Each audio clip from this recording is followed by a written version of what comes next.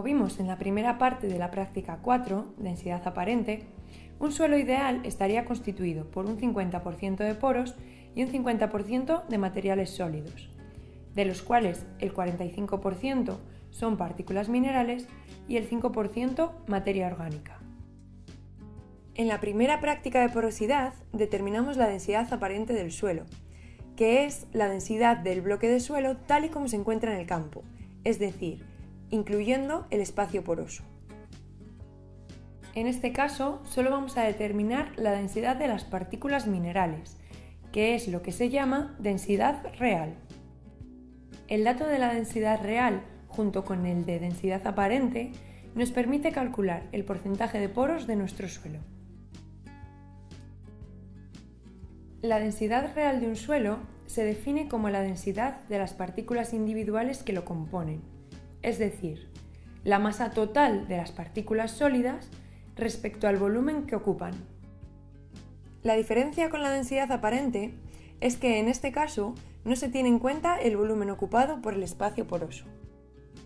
La densidad real de los suelos suele variar entre 2,5 y 2,7 gramos centímetro cúbico, y el valor de referencia que se suele utilizar es de 2,65 gramos por centímetro cúbico.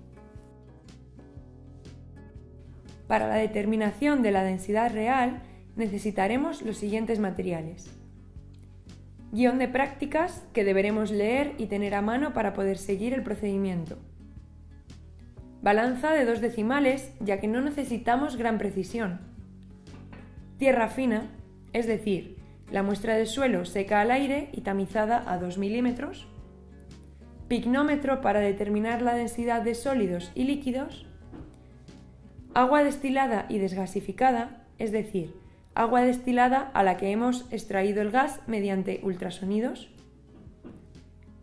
termómetro para medir la temperatura del agua destilada y desgasificada y desecador a vacío, equipo donde introduciremos los pignómetros con suelo y agua para extraer el aire de la muestra a través de la generación de vacío.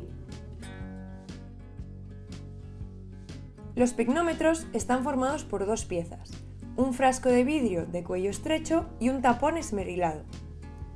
Algunos pignómetros tienen un tapón de autoenrase y otros cuentan con una línea para enrasar manualmente. A pesar de que los pignómetros nos indican su volumen, es necesario realizar un calibrado siempre que los utilicemos, para asegurarnos de que el volumen sigue siendo el indicado. Para ello, pesamos el pignómetro vacío, limpio y seco. Enrasamos con agua destilada y desgasificada hasta la línea de enrase.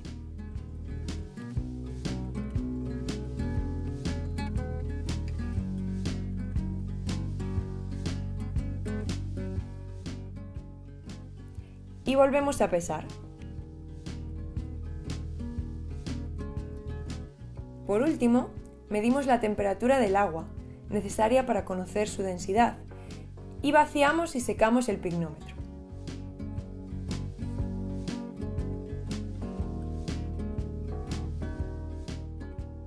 Tras realizar el calibrado, tendremos los datos necesarios para calcular el volumen del pignómetro.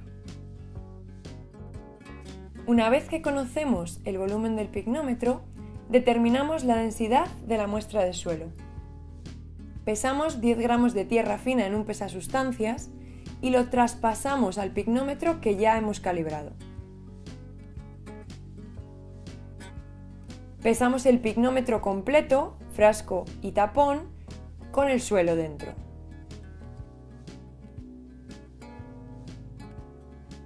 Añadimos agua destilada y desgasificada hasta cubrir el suelo, aproximadamente hasta la mitad del matraz, y lo llevamos al equipo de vacío.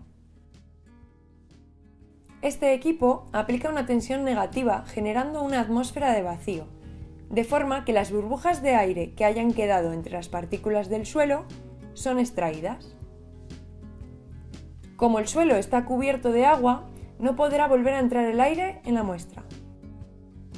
Pasados 15 minutos, sacamos el pignómetro y terminamos de enrasar con agua destilada y desgasificada.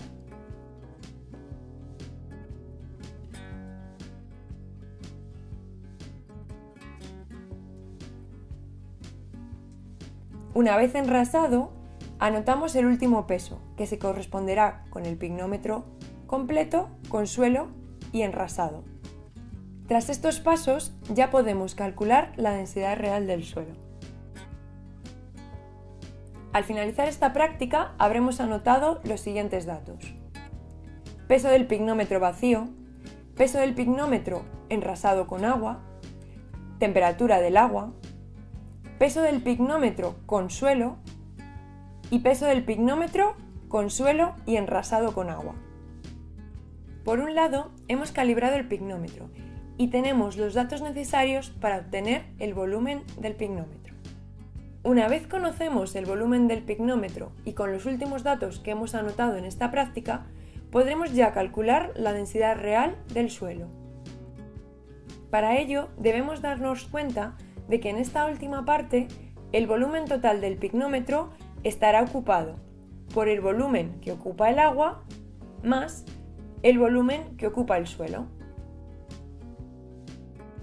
Al terminar esta práctica, tendremos los datos necesarios para calcular la porosidad del suelo.